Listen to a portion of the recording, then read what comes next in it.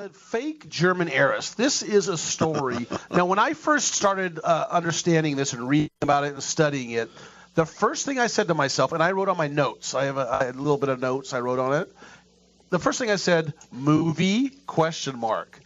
And sure enough, after I studied it, I found out that HBO and Netflix are in the process of talking to this lady about doing a show on her and on what she's about. Apparently, she comes from Russia, okay?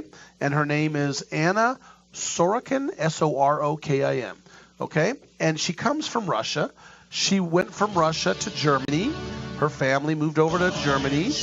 And if you walk through her beautiful music, Cal, this is good. Well, it's the German national anthem. Yeah, that's what I'm trying to say. Apparently, she has done a lot in Germany and in Europe. She has interned at different agencies for fashion, and she's really into that stuff.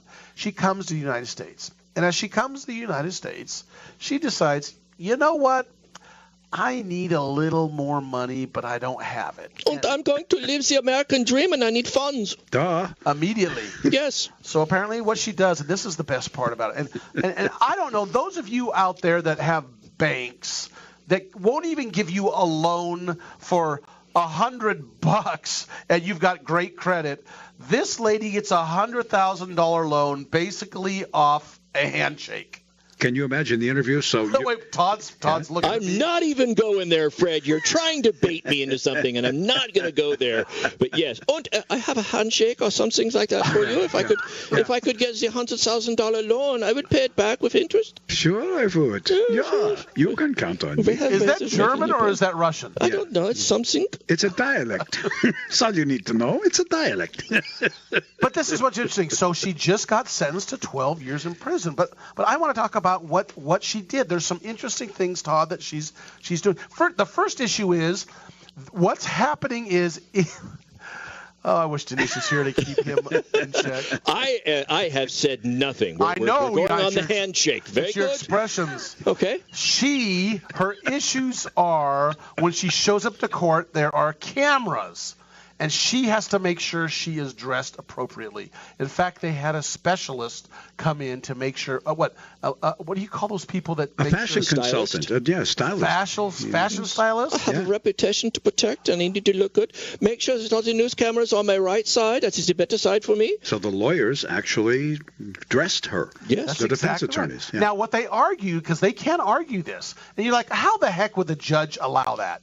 Because they can argue that. There's a certain look that she needs to have in order to, be fair, so she's not looked improperly about what she's wearing for the jury. Well, yeah, it's very common, just putting all the joking aside, it's very common when you're representing somebody who's in custody to make an order request that the person be dressed not in the orange, prison orange or red or whatever, to be dressed in the normal garb, to maybe not have the restraints visible if they have to have that. And so if the judge grants that, nobody's going to go in and say, okay, you can dress him, but you can't dress him with anything less than $500 or more than.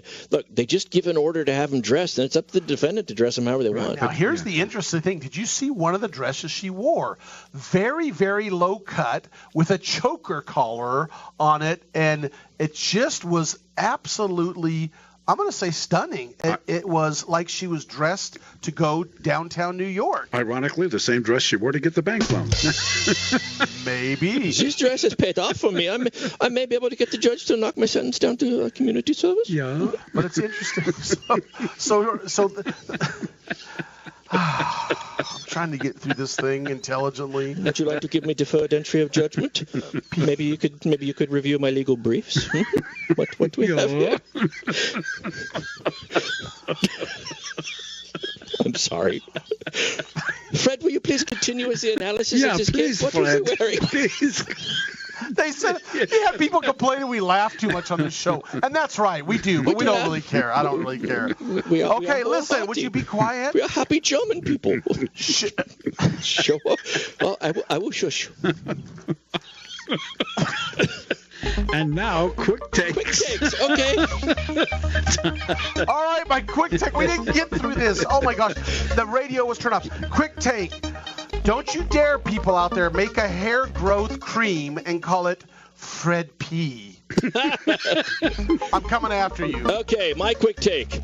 I am appalled by your conduct, even though I endorsed that conduct a decade ago and will most likely endorse that conduct in the future. Welcome to the rally cry of the current Judicial Committee. We'll be back next week if you want to join us and listen to a bunch of laughing. I'm Fred Penney, your host. This is Radio Law Talk. Please join us. We have ways of making you listen. Yeah.